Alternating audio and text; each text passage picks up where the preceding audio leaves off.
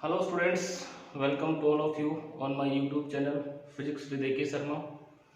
And today we will discuss about the electromagnetic spectrum. And last topic हमारा electromagnetic spectrum, EM spectrum. ठीक है, electromagnetic waves क्या होती हैं वो ऑलरेडी जो इससे पहला लेक्चर था उसके अंदर हम पढ़ चुके हैं। और बेटा आज हम पढ़ेंगे इलेक्ट्रोमैग्नेटिक स्पेक्ट्रम। तो इलेक्ट्रोमैग्नेटिक स्पेक्ट्रम क्या होता है? तो इलेक्ट्रोमैग्नेटिक वेव्स जो होती हैं उनका अलग अलग यूज होता है अकॉर्डिंग टू देयर फ्रीक्वेंसी और वेवलेंथ। ठीक है, तो इलेक्ट्रोमैग्नेटिक वेव्स का डिस्ट्रीब्यूशन, ऑर्डरली डिस्ट्रीब्यूशन, वो increasing order of their frequency हो सकता है या decreasing order of their wavelength हो सकता है। उसको हम बोलते हैं इलेक्ट्रोमैग्नेटिक स्पेक्ट्रम। तो यहां पे इलेक्ट्रोमैग्नेटिक स्पेक्ट्रम क्या होता है? Orderly distribution of electromagnetic waves in terms of their frequency और वेवलेंथ। ठीक है, तो वो डिस्ट्रीब्यूशन ही क्या कहलाता है? इलेक्ट्रोमैग्नेटिक स्पेक्ट्रम कहलाता है। क्या कहलाता है? Electromagnetic spectrum. तो इलेक्ट्रोमैग्नेटिक स्पेक्ट्रम लिखते हैं the orderly distribution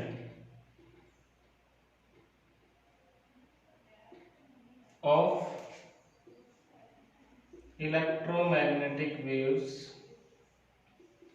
in terms of their frequency or wavelength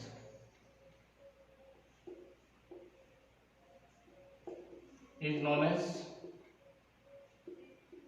electromagnetic spectrum। ठीक है बेटा, ऑर्डरली अरेंजमेंट जो होता है, ऑर्डरली डिस्ट्रीब्यूशन जो होता है इलेक्ट्रोमैग्नेटिक वेव्स का, ठीक है, किसकी टर्म्स में? उसकी वेवलेंथ और फ्रीक्वेंसी की टर्म्स में क्या कहलाता है? इलेक्ट्रोमैग्नेटिक स्पेक्ट्रम कहलाता है। स्पेक्ट्रम का मतलब ये होता है कि एक ऑर्डरली, या तो हम इंक्रीजिंग ऑर्डर ऑफ फ्रीक्वेंसी ले सकते हैं या डिक्रीजिंग ऑर्डर ऑफ वेवलेंथ ले सकते हैं। सबसे ज्यादा फ्रीक्वेंसी की वेव सबसे ऊपर, फिर उससे नीचे फ्रीक्वेंसी की वेव, फिर उससे नीचे, फिर उससे नीचे, फिर उससे नीचे, और सबसे लास्ट में सबसे कम वाली। ठीक है, या उल्टा कर सकते हैं, सबसे कम वाली सबसे पहले, फिर उससे ज्यादा वाली दूसरे नंबर पे, उससे ज्यादा वाली तीसरे नंबर पे, उससे ज्यादा वाली चौथे नंबर पे, उससे ज्यादा वाली पांचवें नंबर पे। इस तरह से उनका एक फ्रीक्वेंसी के अकॉर्डिंग अरेंजमेंट या वेवलेंथ के अकॉर्डिंग अरेंजमेंट, वो इंक्रीजिंग ऑर्डर भी हो सकता है, डिक्रीजिंग ऑर्डर भी हो सकता है। उसी को हम क्या बोलते हैं? Electromagnetic spectrum. तो इलेक्ट्रोमैग्नेटिक स्पेक्ट्रम हमारे पास देखो हमारे पास 7 इलेक्ट्रोमैग्नेटिक वेव्स होती है। ठीक है, electromagnetic spectrum we have 7 electromagnetic waves. ठीक है, सबसे पहले होती है रेडियो वेव्स, रेडियो वेव्स। ठीक है, दूसरे नंबर पे आती है हमारे पास बेटा माइक्रोवेव्स, माइक्रोवेव्स। तीसरे नंबर पे हमारे पास आती है बेटा IR, इंफ्रा रेड रेडिएशंस, इसको IR भी बोलते हैं, IR रेडिएशंस, इंफ्रारेड रेडिएशंस। चौथे नंबर पे विजिबल लाइट, जो लाइट हमें दिखाई, सन से जो लाइट आती है, विजिबल लाइट। ठीक है, पांचवें नंबर पे ultraviolet rays.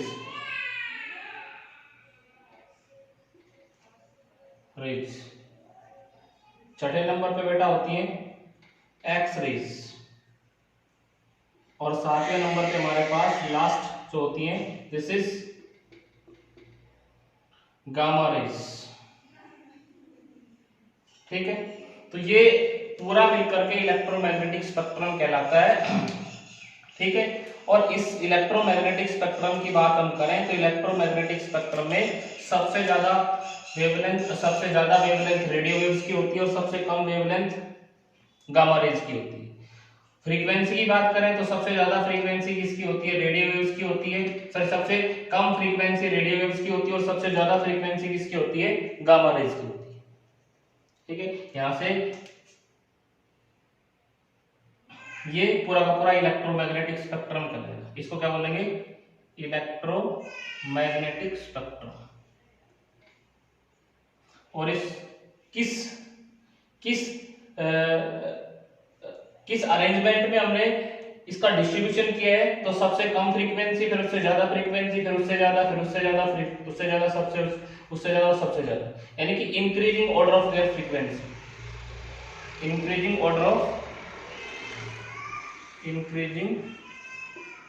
Order of their frequency. सबसे कम फ्रीक्वेंसी इसकी होती है और सबसे ज्यादा फ्रीक्वेंसी इसकी होती है। इसकी लिस्ट फ्रीक्वेंसी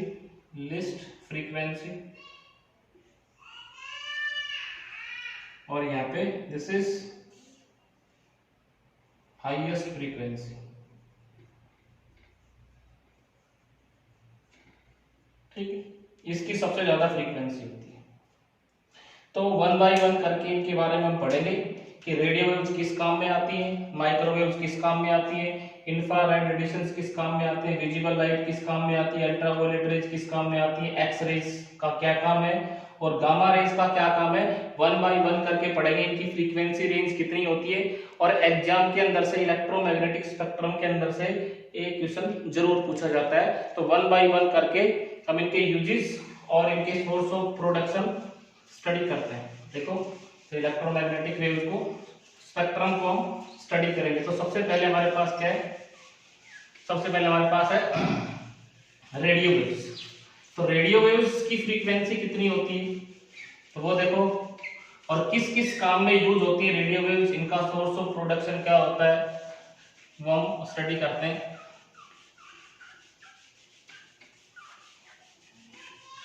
सबसे पहले हम लिखते हैं radio waves. Radio waves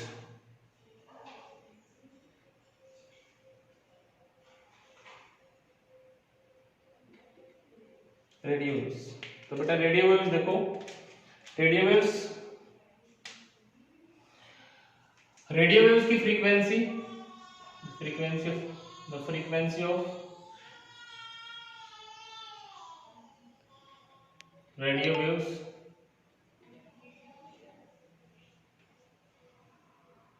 is 3 into 10 raised to power 5 hertz to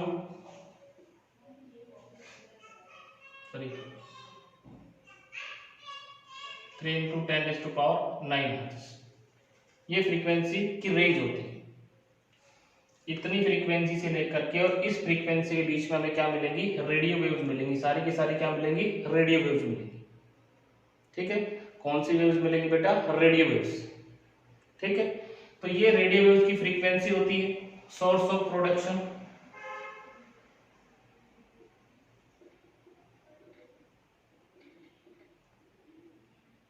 भाई कैसे प्रोड्यूस की जाती है? Radio waves produced by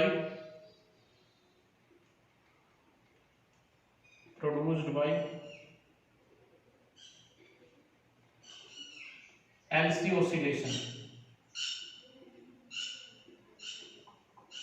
LC oscillating circuit. एक ऐसा सर्किट जिसमें एक कैपेसिटर लगा हुआ हो, एक इंडक्टर लगा हुआ हो, वहां से हम इलेक्ट्रोमैग्नेटिक वेव्स क्या कर सकते हैं? प्रोड्यूस कर सकते हैं। तो वहां से जब चार्ज क्या करेगा? ऑसिलेट करेगा, तो उस सर्किट के अंदर से इलेक्ट्रोमैग्नेटिक वेव्स निकली।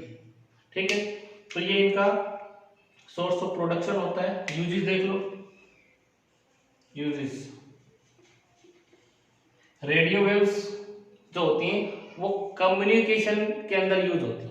जितना भी हमारा कम्युनिकेशन सिस्टम है, चाहे हम बात करें मोबाइल की बात करें, चाहे FM रेडियो की बात करें, रेडियो की बात करें, टीवी की बात करें, जितना भी हमारा जितना कम्युनिकेशन है वो सारा का सारा रेडियो वेव्स की हेल्प से हो पाता है।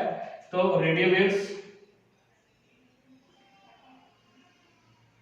यूज्ड इन कम्युनिकेशन, ठीक है। तो यहां से देखो पहला हम करें कि 530 मेगा किलो हर्ट्ज से टू 1710 किलो हर्ट्ज, इस फ्रीक्वेंसी की जो रेंज है रेडियो वेव्स के अंदर are used for AM band, amplitude modulation के लिए, फॉर ग्राउंड वेव प्रोपगेशन,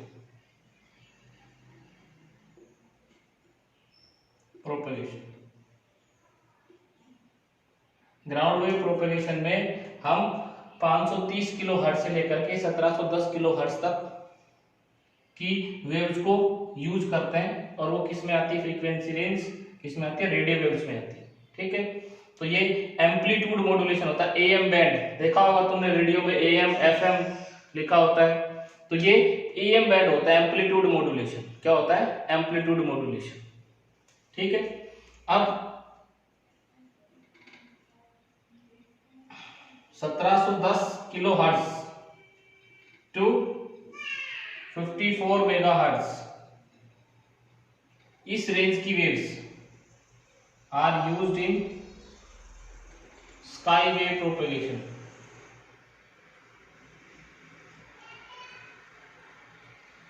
इसमें यूज होती है स्काई वेव में। जब सिग्नल कहां से भेजें, एक ट्रांसमिटिंग स्टेशन है, यहां से हमने सिग्नल भेजा, स्काई से टकरा करके रिसीविंग स्टेशन तक पहुंचता है। इसमें वेव जो होती है ग्राउंड के साथ साथ चलती है, तो इसमें ज्यादा एरिया कवर नहीं हो पाता है। आसपास का 30 से 50 किलोमीटर के एरिया हम कवर कर सकते हैं, लेकिन स्काई वेव प्रोपगेशन में हम जो वेव्स है किसके थ्रू चलेगी, स्काई के थ्रू चलेगी, ठीक है। तीसरा देखो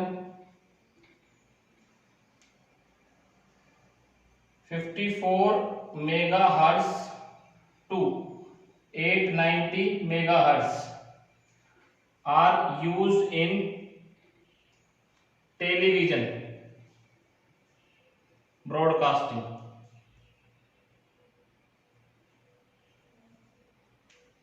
किसमें यूज होती है, टेलीविजन के अंदर। जो टीवी के जो जितने भी चैनल्स हैं वो 50 मेगा हर्ट्ज से लेकर के 54 मेगा हर्ट्ज से लेकर के 890 मेगा हर्ट्ज के बीच में मिलेंगे। और तुम चेक कर सकते हो, जब भी हम क्या करते हैं, सर्च करते हैं, तो यहाँ पे ऑटो सर्च करोगे तो 54 मेगा हर्ट्ज से लेकर के कहां तक सर्च करेगा, 890 मेगा हर्ट्ज। जितने भी चैनल होते हैं सारे इसी के बीच में मिलेंगे, टीवी के जितने भी चैनल होंगे, ठीक है। अब इसे नेक्स्ट देखो बेटा,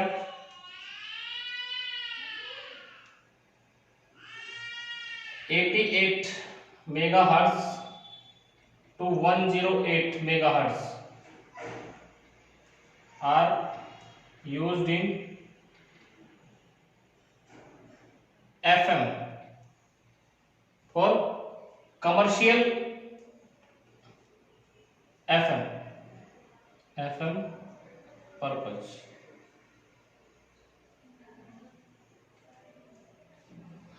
FM के जितने भी चैनल है, फ्रीक्वेंसी मॉड्यूलेशन, FM का मतलब होता है फ्रीक्वेंसी मॉड्यूलेशन, AM का मतलब होता है एम्पलीट्यूड मॉड्यूलेशन। तो FM के जितने भी चैनल्स हैं, ठीक है, वो 88 मेगा हर्ट्ज से और 108 मेगा हर्ट्ज के बीच में मिलेंगे। जितने भी जैसे 93.4, 95.3, 92.7, तो ये जितने भी चैनल 98.3, तो सारे चैनल इसी के बीच में मिलते हैं। तो ये FM के लिए यूज होता है, कमर्शियल पर्पज के लिए होता है, ठीक है। कमर्शियल चैनल जो होते हैं उनके लिए होता है। नेक्स्ट देखो बेटा, नेक्स्ट हमारे पास जो 300 mega hertz, 300 mega hertz to 3000 mega hertz, 300 से लेकर के और 3000 mega hertz are used in cellular phones.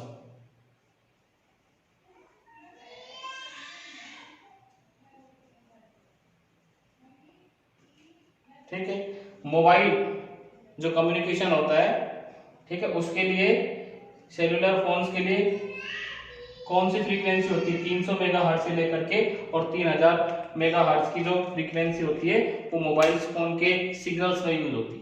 ठीक है, तो ये अलग अलग पर्पज है, ये सारे रेडियो वेव्स हैं। रेडियो वेव्स का बेसिक काम जो होता है वो कम्युनिकेशन के अंदर ही होता है। ठीक है, तो रेडियो वेव्स का सोर्स क्या होता है, एलसी ऑसिलेशन से, एक ऐसा सर्किट जिसमें एक इंडक्टर लगा हो और एक कैपेसिटर लगा हो, और जब वहां पे एनर्जी ऑसिलेट करती है तो वहां से इलेक्ट्रोमैग्नेटिक वेव्स निकलती हैं। और कैसे इनको डिटेक्ट कर सकते हैं, तो डिटेक्ट करने के लिए एक एरियल एंटीना होता है। ठीक है, एंटीना होता है, वो रिसीव करता है, रिसीव करके और सिग्नल हम उससे वापस रिगेन कर सकते हैं। ठीक है, तो ये हमारे पास क्या हो गई, रेडियो वेव्स हो गई। उसके बाद दूसरे नंबर पे हमने लिखा था, दूसरे नंबर पे क्या लिखा था बेटा, दूसरे नंबर पे हमारे पास थी माइक्रोवेव्स। माइक्रोवेव्स के क्या क्या यूज होते हैं वो देखो, माइक्रोवेव्स किन किन पर्पज के लिए यूज होती है माइक्रोवेव वो देखो।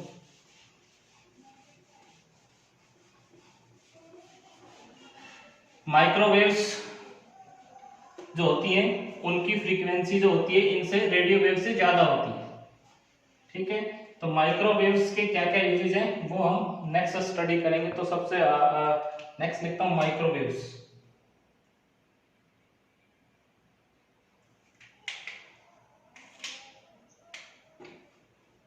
माइक्रोवेव्स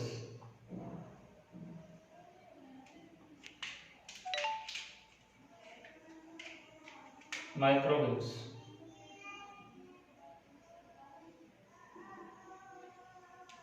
माइक्रोवेव्स जो होती है उनकी फ्रीक्वेंसी जो होती है वो 10⁻⁹ से लेकर के और 10⁻11 तक होती है।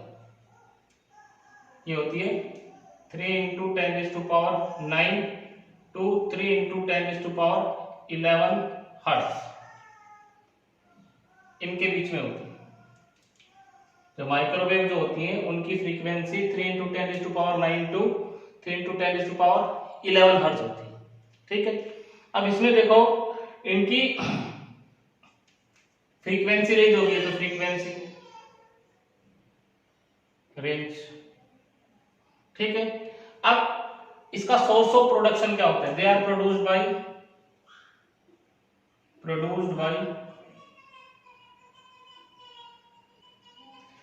कुछ स्पेशल इनके लिए मशीन्स होती हैं, जैसे क्लेस्ट्रॉन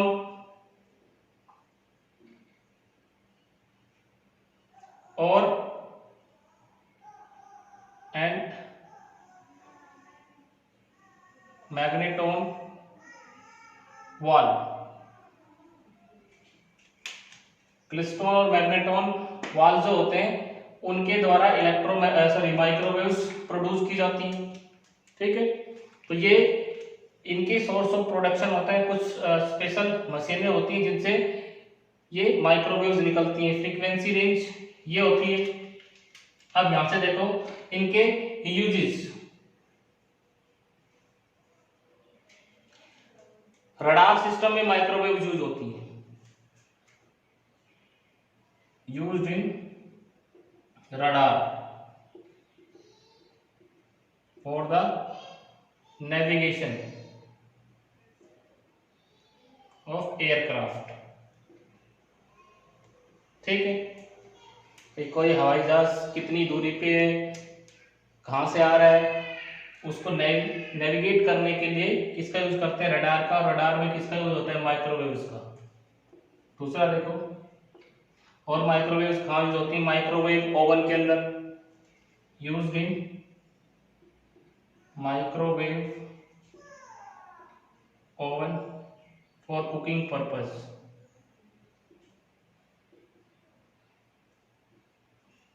ठीक है, तीसरा देखो और कहां पे यूज होती है, माइक्रोवेव जो होती है वो जो हमारे पास टेनिस की बॉल होती है या क्रिकेट की बॉल जो होती है उसमें हम स्पीड को मापते हैं, तो उनकी स्पीड किससे मापी जाती है, माइक्रोवेव्स की हेल्प से। ठीक है, या कोई मूविंग व्हीकल है, ओवर स्पीडिंग का चलान किससे कटता है, माइक्रोवेव्स की हेल्प से। तो यहाँ पे हम लिख सकते हैं used to measure the speed of cricket or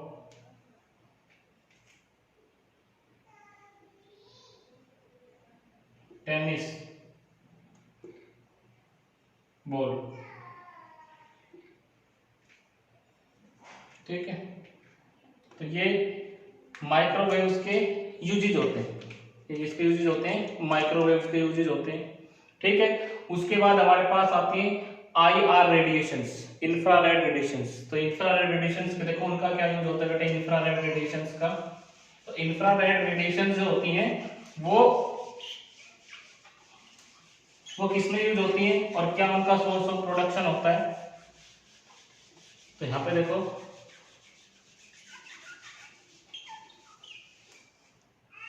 infrared radiations, IR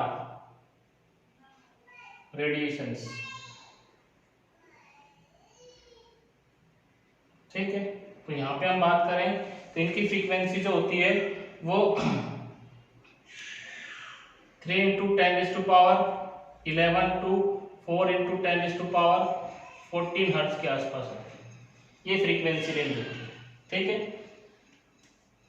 और ये कैसे प्रोड्यूस की जाती है, ये जो हॉट बॉडी जो होती है, जो गर्म बॉडी होती है, उनसे IR रेडिएशंस प्रोड्यूस होती है। They are produced by hot bodies.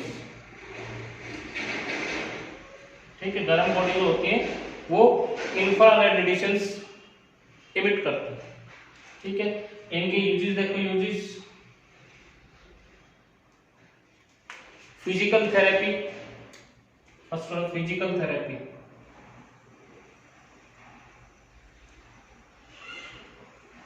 Therapy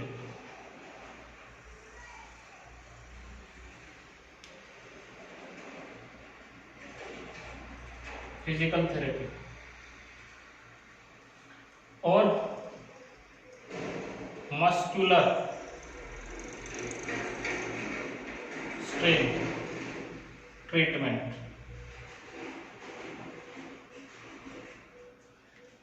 ठीक है,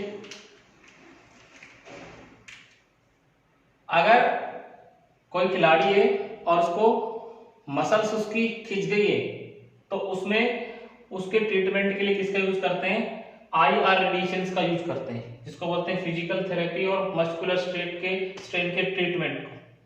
ठीक है, हैमस्ट्रिंग हो गया। ठीक है, तो उसमें हम किसका यूज करते हैं, IR रेडिएशंस का। और to provide energy to the satellites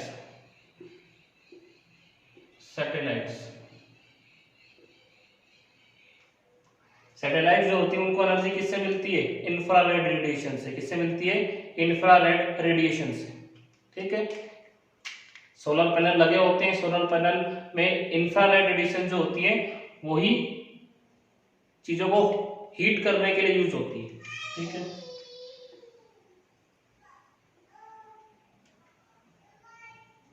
to dehydrate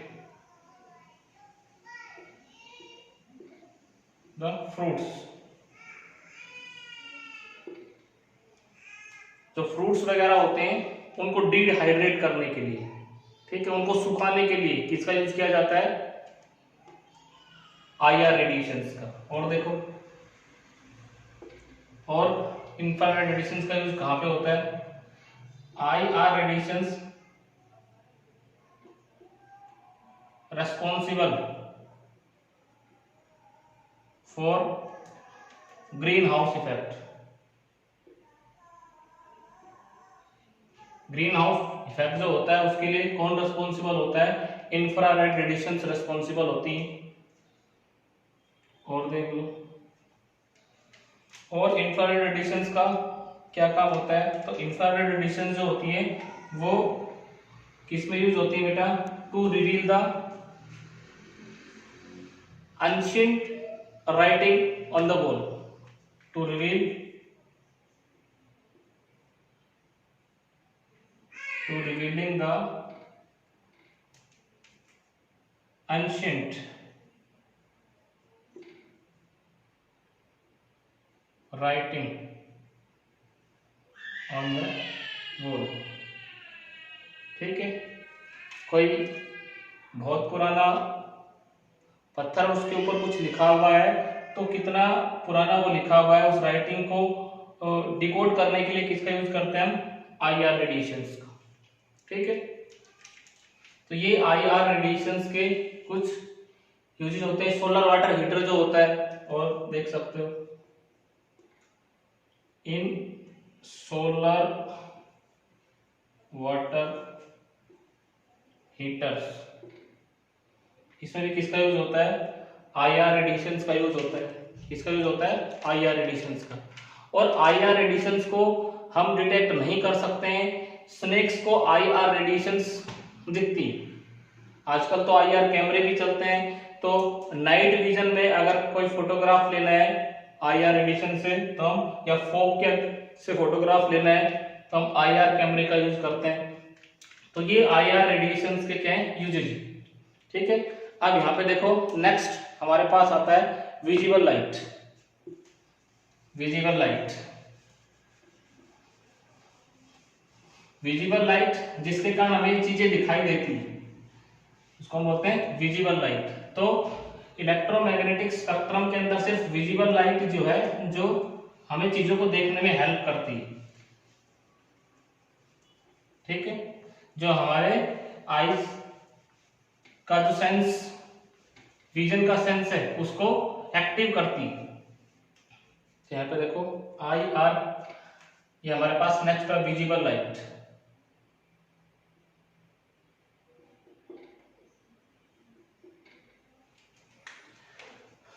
visible light किस में यूज होती है बेटा?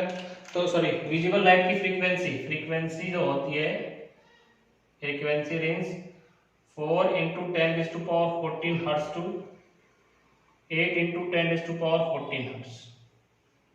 ये छोटी सी रेंज होती है। ठीक है, और दे आर प्रोड्यूस्ड बाय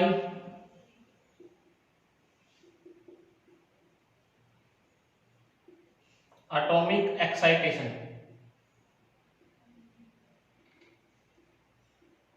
ठीक है, एक इलेक्ट्रॉन जब हायर एनर्जी लेवल से लोअर एनर्जी लेवल में जाता है, तो उसमें से फिर जो लाइट निकलती हो वो विजिबल रीजन में निकलती है।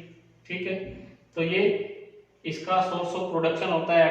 एटम जब एक्साइट होते हैं, जब उनके इलेक्ट्रॉन हायर एनर्जी स्टेट से लोअर एनर्जी स्टेट में जाते हैं, तो वहां पे विजिबल लाइट निकलती है। ठीक है, तो ये इसका सोर्स ऑफ प्रोडक्शन होगा। यूजेस देखो, यूजेस क्या क्या है?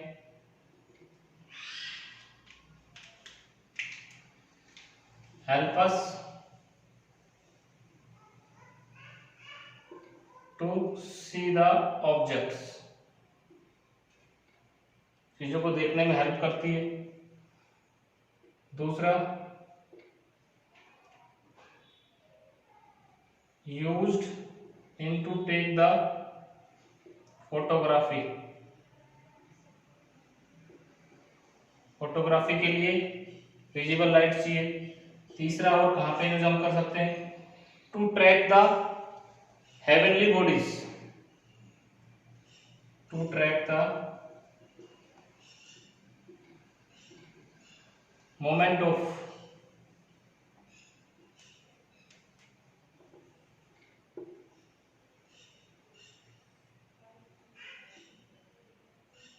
Heavenly bodies. ठीक है, हेवनली बॉडीज क्या हो गए? स्टार हो गए, प्लैनेट्स हो गए, उनके मूवमेंट को ट्रैक करने के लिए किसका यूज करते हैं? विजिबल लाइट का यूज करते हैं। तो ये विजिबल लाइट होती है और ये इसके यूजेज होते हैं। ठीक है, अब नेक्स्ट हमारे पास आती है अल्ट्रावायलेट रेज। तो अल्ट्रावायलेट रेज देखो, उसके क्या क्या यूजेज हैं और कहाँ कहाँ उसका क्या इसकी फ्रीक्वेंसी रेंज है। यहाँ पे देखो ultraviolet rays, UV rays,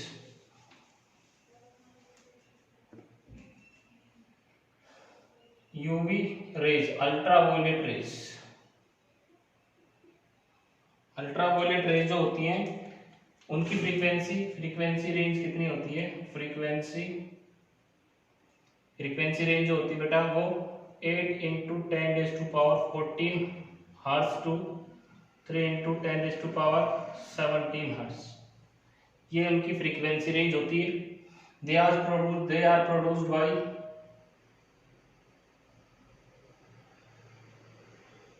hot bodies और स्पेशल लैंप्स। कुछ स्पेशल लैंप्स होते हैं और जो हॉट बॉडी होती है जैसे सन हो गया, उससे क्या निकलती है, अल्ट्रावायलेट रेज जो निकलती हैं, ठीक है। और most of the ultraviolet rays absorb by the sun, most of the ultraviolet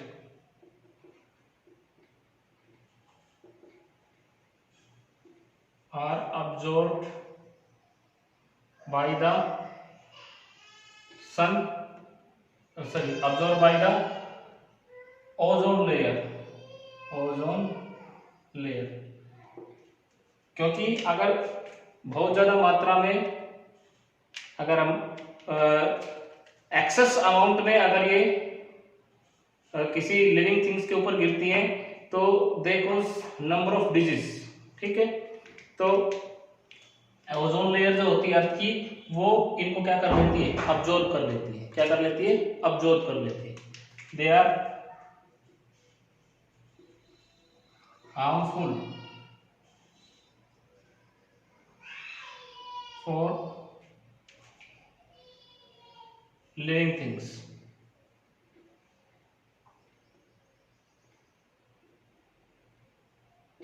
in excess या फिर, ठीक है। यूजेस देखो इसके, यूजेस क्या क्या है। First,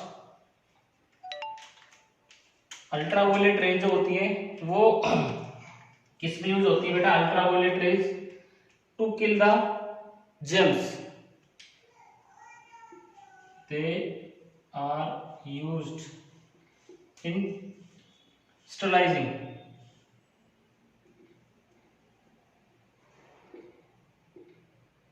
surgical instrument.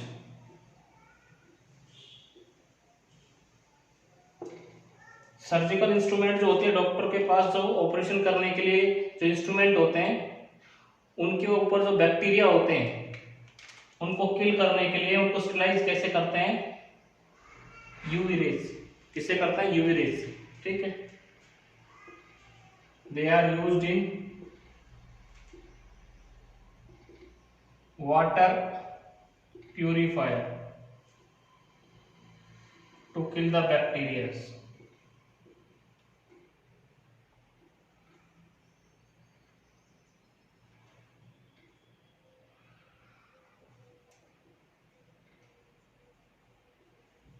बैक्टीरिया वगैरह जो होते हैं उनको किल करने के लिए किसका यूज करते हैं हम, अल्ट्रावायलेट रेज का यूज करते हैं।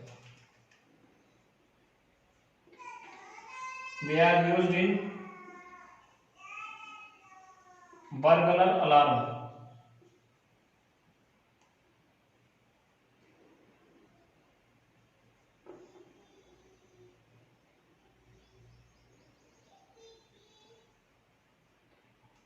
बर्गलर अलार्म के अंदर किन का यूज होता है, अल्ट्रावायलेट रेज का यूज होता है।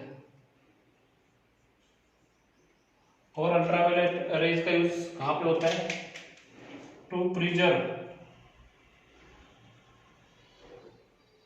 फूड स्टफ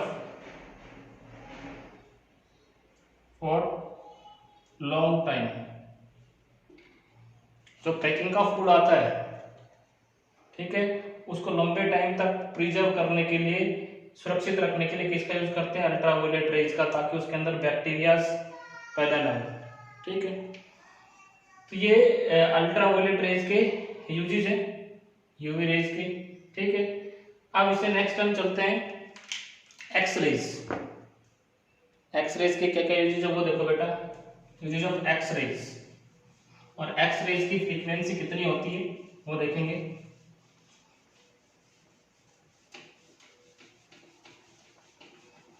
तो एक्सरे जो होती है वो इससे ज्यादा फ्रीक्वेंसी की रेज होती है, ठीक है। हाई फ्रीक्वेंसी की रेंज होती है, ठीक है। तो एक्सरे के भी बहुत ज्यादा यूजेज है।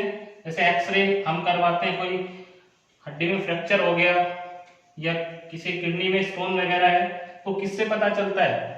एक्सरे से पता चलता है, ठीक है। एक्सरे देखो, एक्सरेज फ्रीक्वेंसी, फ्रीक्वेंसी जो होती है वो 17 टू 3 इंटू 10⁻20 हर्ट्ज, ये फ्रीक्वेंसी रेंज होती है, ठीक है। अब इस फ्रीक्वेंसी रेंज में देखो ये कैसे प्रोड्यूस की जाती है? They are produced by produced when high energy electron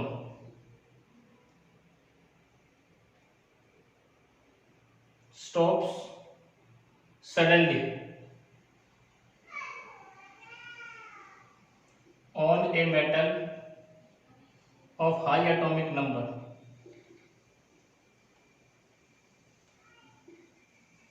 ठीक है। हाई एटॉमिक नंबर, एक इलेक्ट्रॉन बहुत ज्यादा एनर्जी के साथ आ रहा है और एक ऐसी मेटल के साथ टकराता है जिसका एटॉमिक नंबर बहुत हाई है, तो वहां से फिर जैसे टकराएगा तो वहां से एक एक्सरे निकलती है। तो ये एक्सरे का ओरिजिन होता है। यूजेस देखो, यूजेस, तो एक्सरे के बहुत सारे यूजेस हैं इन मेडिकल,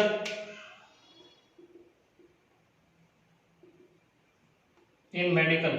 तो मेडिकल में कहाँ का यूज होता है? तो यहां पे देखेंगे, to detect fracture in bones and stones in human body, X ray करवाते हैं, ठीक है। दूसरा, इंजीनियरिंग, इंजीनियरिंग में कहाँ यूज होता है? तो इंजीनियरिंग के अंदर किसी मेटल ब्लॉक के अंदर कोई फ्लॉ तो नहीं है, क्रैक तो नहीं है, उसको डिटेक्ट करने के लिए किसका यूज करते हैं? एक्सरेज का, टू डिटेक्ट द क्रैक्स और floss in final metal block, ठीक है। कोई बड़ा सा मेटल का ब्लॉक है और उसके अंदर डेंसिटी यूनिफॉर्म है या कोई फ्लॉ तो नहीं है, कोई क्रैक तो नहीं है, उसके लिए हम किसका यूज करते हैं? हम यूज करते हैं एक्सरेज का। यहां पे देखो, इंडस्ट्री या फिर हम कहें इंडस्ट्री, इंडस्ट्री में कहाँ यूज होता है? To check the uniformity of the insulating material,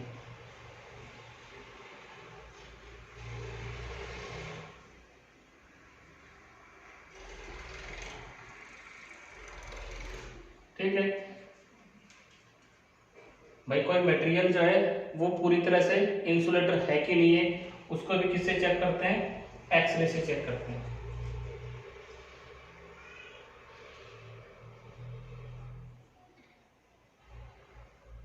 to check the या study of arrangement of electrons in valence shell, to study the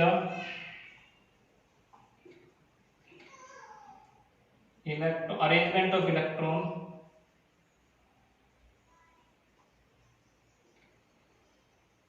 electrons in an atom in valence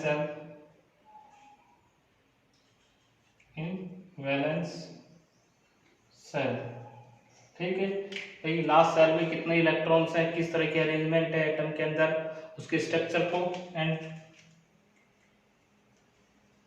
study of structure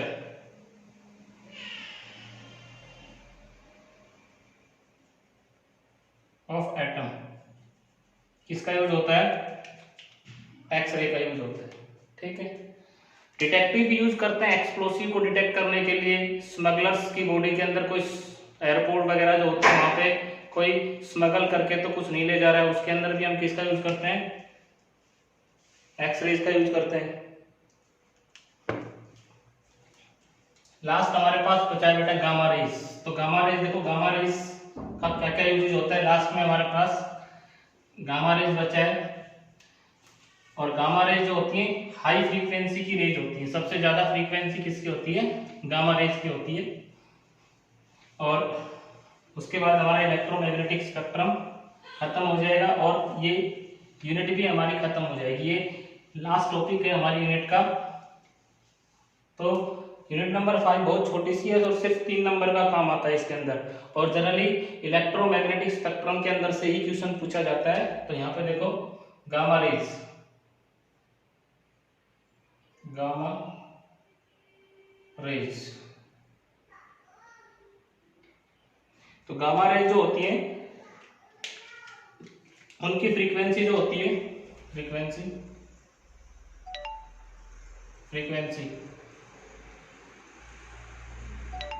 3 × 10⁻18 hertz to 5 × 10⁻23 hertz, ये frequency range होती है। ठीक है, they have nuclear origin। Nuclear reaction जो होते हैं उनके अंदर गामा रेज निकलती है, रेडियो एक्टिव डीके के अंदर गामा रेज निकलती है। ठीक है, यूजेस देखो, यूजेस क्या क्या यूजेस है। तो first, for the treatment of cancer,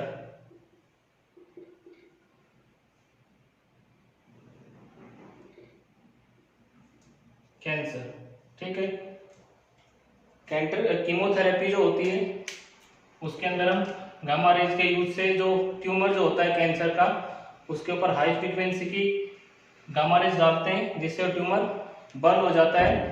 तो दूसरा, to start nuclear reaction, nuclear reactions को स्टार्ट करने के लिए हम किसका यूज करते हैं, गामा रेज का यूज करते हैं। ठीक है, और तीसरा यूज क्या होता है इनका, to produce the radio active isotopes, to produce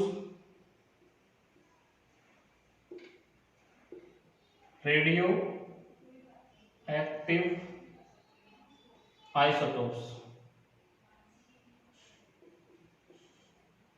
isotopes इन्हीं गामा रेज की हेल्प से हम प्रोड्यूस कर सकते हैं। तो ये गामा रेज के यूजेस हैं और ये हमारा यूनिट खत्म हो गया। इसके बाद इसमें से कुछ न्यूमेरिकल्स आते हैं, तो वो न्यूमेरिकल्स हम नेक्स्ट वीडियो लेक्चर में करेंगे। Thank you.